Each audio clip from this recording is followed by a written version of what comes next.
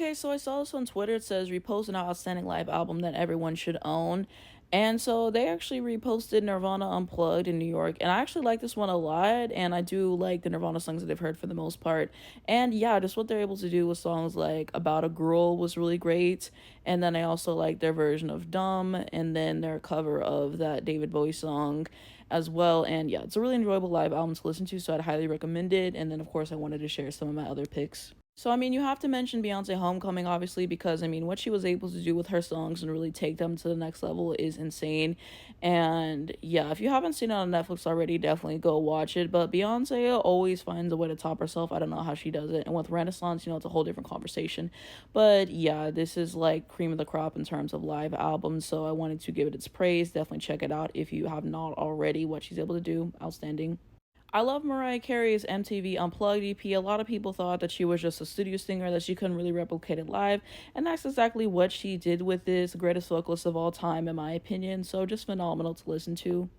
Also, on her Rarities album, she has the entirety of the Tokyo Dome recordings, which are phenomenal. And I really love this version of Underneath the Stars, what she's able to do there, and also Just Be Good to Me. And then if you listen to her Fantasy Live at Madison Square Garden special, that is fantastic. I love watching that. And yeah, one of my favorite live performers for sure. Aretha Franklin, Amazing Grace. I'm technically counting it because it says live at the New Temple Missionary Baptist Church. So it basically is a live album, greatest gospel album of all time. And I believe it's the best selling gospel album of all time. And it's so richly deserved. Aretha Franklin is the queen of soul for a reason. And just the passion, her vocal delivery, her techniques, what she's able to do blows me away every single time. So I really love this album. I really love Paul McCartney's MTV Unplugged, of course. As you guys know, Paul McCartney is one of my favorites. This kind of goes on and off Spotify, over the years, but it's something that I've always really liked listening to, and I like whenever it's just him and the guitar, something that's simple yet effective, and so this was, a home run in my opinion. Another Paul McCartney entry is his live album with his band Wings Over America. Yeah, him in his prime vocally, in my opinion. A lot of great songs. I like what he's able to do with his energy. Very electric to listen to, so I'd recommend it. Laurynhill's MTV Unplugged was also great as well. A lot of people, I think, don't really know about this album, and if they do, they know about like a song or two. The intervals are a chop. Don't listen to those because it's just 5 to 6 minutes of her rambling. Just listen to the song, skip through that. But, there's a lot of great things on this. I Gotta Find Peace of Mind was really great off of this, and, just her and the guitar, pretty simple, but I really quite enjoyed it. I just recently listened to this one, Whitney Houston live, her greatest performances. Obviously, the voice, one of the best singers to ever do it, so I wanted to include her in here somewhere. I have to mention Queen at Live Aid because how can you not bring that up? I mean, it was just simply iconic. More so of a EP, like 20-25 minutes, but I highly recommend listening to it. They're kind of one of my favorites in terms of like rock artists. Freddie Mercury's vocals, the instrumentation, just the energy of the crowd. Not much can beat it, in my opinion, so it's very legendary and for a reason. Fleetwood Mac, The Dance. Yes.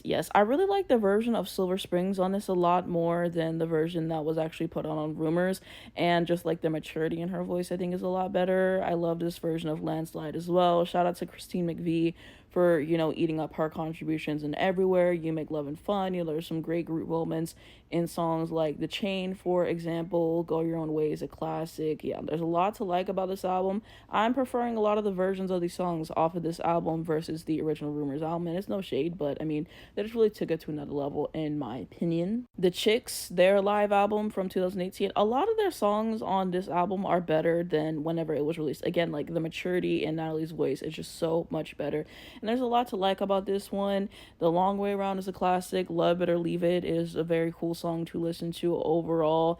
Not Ready to Make Nice is definitely a classic on here as well. Traveling Soldier is definitely one of their best songs, and I really like what they did with it live here. So yes, definitely a favorite for me. I'm not big on country typically, but they're one of the artists that I make an exception for. I think that they're really great, and you should give them a try if you haven't already. I just love what they stand for as people, and I think that they have some great music. Ariana Grande did a live album for Sweetener, and this is actually like on Netflix and everything. So again, I'd highly recommend checking this out.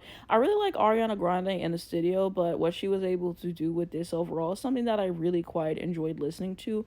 So another one that I would really recommend. I mean, what she was able to do with breathing live and just like all the vocals and stuff she was able to add. Yes, I think she's a great live performer, and I really quite enjoyed this album. So those are going to be some of my favorite live albums. Please let me know down below in the comments, what is your favorite out of all these mentioned today? What is your favorite that I didn't mention? Maybe I haven't heard it or really gotten around to it, but I think there's a lot of things that are fantastic about live music, and I feel like if you're a really great artist, then your live stuff a lot of times even is better than your studio stuff, or at least on par. So let me know your thoughts on this down below in the comments and add your own contribution, and let's continue that conversation.